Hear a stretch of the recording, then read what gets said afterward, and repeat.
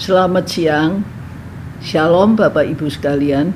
Kita berjumpa lagi di dalam siraman rohani siang hari ini. Sebelum kita lebih jauh, mari kita tundukkan kepala, kita akan berdoa. Terima kasih dan syukur kami naikkan kepadamu ya Tuhan, kalau pada siang hari ini kami boleh berjumpa kembali di dalam rekaman rohani ini. Biarlah Roh Kudus-Mu yang akan memimpin kami ketika kami merenungkan firman-Mu. Dan biarlah kami boleh mendapatkan manfaat dari apa yang kami renungkan, mendapatkan dorongan untuk terus mengasihi dan melayani akan Engkau. Kami pasrahkan akan renungan siang hari ini dalam kuat kuasa-Mu sendiri. Terpujilah nama-Mu, dalam nama Yesus kami berdoa. Amin. Selamat siang Bapak Ibu sekalian. Siraman rohani pada saat ini saya akan beri judul Gigih dan Pantang Menyerah. Di dalam Kisah 17 ayat 34 dikatakan, tetapi beberapa orang menggabungkan diri dengan dia dan menjadi percaya. Sebagai penduduk perkotaan, kita sering dikunjungi orang-orang yang hendak menawarkan suatu produk, barang atau jasa. Kadang mereka hanya meninggalkan brosur atau iklan produk mereka, dan tidak jarang pula mereka pun berusaha menjelaskan keunggulan produknya agar kita mau membelinya. Sering kita merasa terganggu dengan kehadiran orang-orang ini. Tapi sering juga saya merasa kagum dengan kegigihan mereka yang menawarkan produknya.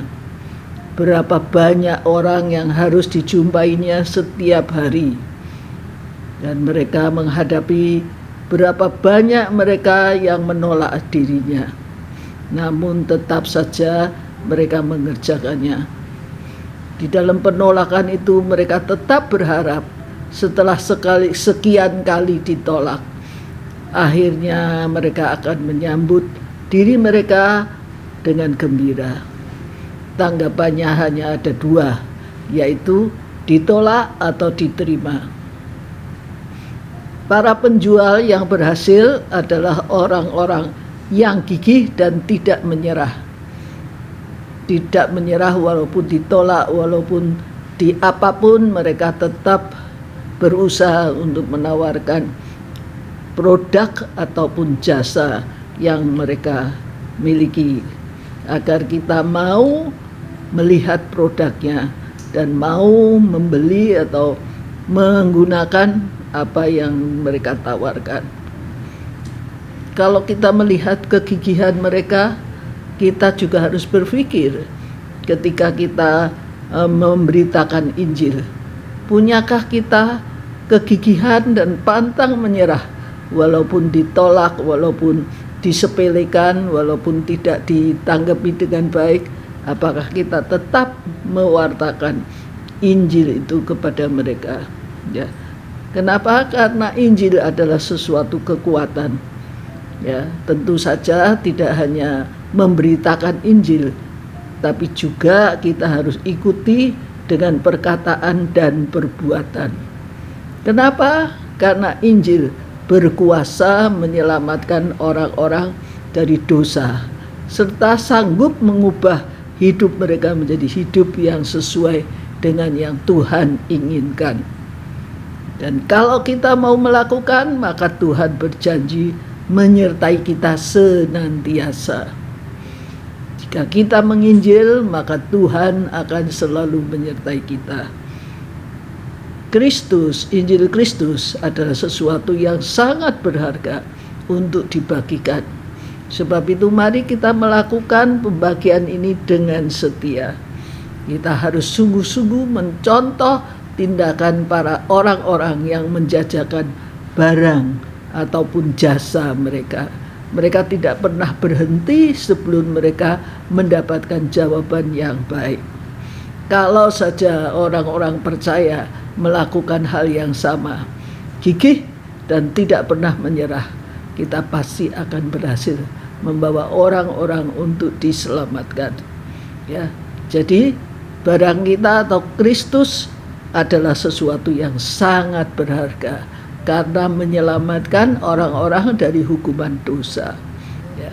Jadi kita harus melakukan dengan setia. Tokoh di dalam Alkitab adalah Saulus. Kita tahu siapa Saulus. Saulus adalah seorang yang giat ketika pembunuhan daripada orang-orang percaya mulai dari Yerusalem. Dia berusaha dengan sungguh-sungguh. Dia mengancam dan membunuh murid-murid Yesus. Itu dilakukan. Dia tidak pernah segan-segan, bahkan minta surat-surat untuk pergi ke tempat-tempat lain untuk mengejar orang-orang percaya. Tapi pada satu saat ketika dia menuju ke kota Damsyik, ia dijumpai oleh Kristus sendiri yang berkata kepadanya, "Saulus, Saulus, mengapa engkau menganiaya aku?"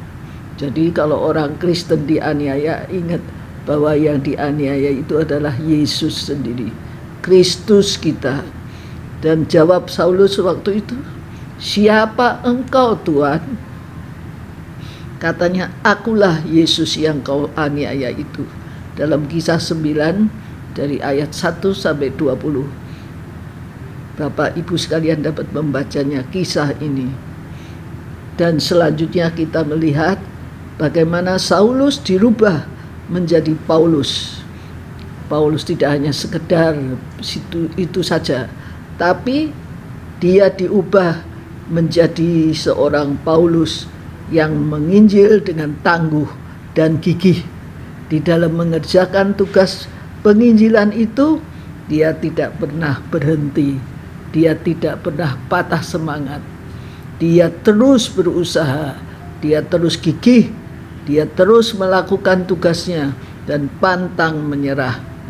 Kalau sebelumnya dia gigih untuk mengejar dan melakukan pembunuhan, penangkapan para murid Tuhan, tapi sekarang ketika dia sudah bertobat, dia mulai mewartakan Injil sama seperti dahulu. Dia gigih, dia pantang menyerah. Demikian juga ketika dia memberitakan Injil, dia selalu gigih dan selalu mengutamakan, tidak peduli dia ditangkap, didera, dipenjara, dimanapun dia berada, dia selalu mewartakan Injil, keselamatan yang telah dia terima daripada Tuhan.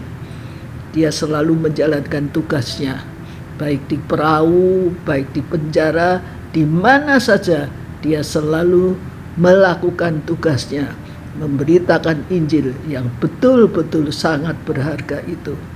Dia tidak pernah mundur, dia tidak pernah menyerah, tetapi dengan gigih dia terus melakukan tugasnya. Pantang menyerah, dia tidak akan berhenti sebelum berhasil dalam segala usahanya itu. Itulah sebabnya dia menjadi seorang rasul, akhirnya menjadi seorang rasul yang berhasil di dalam penginjilan. Lalu kita berpikir, bagaimanakah dengan kita? Apakah kita melakukan hal yang sama? Apakah kita juga gigih dan pantang menyerah? Itu yang harus kita pikirkan pada saat ini. Adakah kita mau menjadi orang-orang yang memberitakan Injil dengan kegigihan dan tidak pernah mau menyerah di tengah jalan, tapi kita berusaha terus. Rasul Paulus akhirnya sampai di Roma. Kenapa? Karena dia betul-betul gigih mempertahankan dan mengajukan, baik di pasar, baik dimanapun, bahkan di penjara, dia selalu memberitakan Injil. Kita melihat bagaimana orang-orang yang diberitakan akhirnya memberikan diri untuk menjadi murid-murid daripada Tuhan. Ini yang disebut gigih dan pantang menyerah. Kiranya kita semua akan menjadi orang-orang yang tidak pernah menyerah kalah, tetapi kita akan berusaha dengan kegigihan yang Tuhan berikan. Kita tidak pernah akan menyerah dalam memberitakan Injil kebebasan bagi umat manusia. Dan saya percaya Kalau kita melakukan, maka Tuhan akan menyertai kita. Itulah janjinya bahwa Dia akan menyertai kita senantiasa. Lakukanlah tugasmu dengan penuh semangat, dengan penuh percaya bahwa apapun yang diusahakan itu akan berhasil. Karena kita tidak pernah menyerah, kita tidak pernah memberikan usaha kita berhenti di tengah jalan.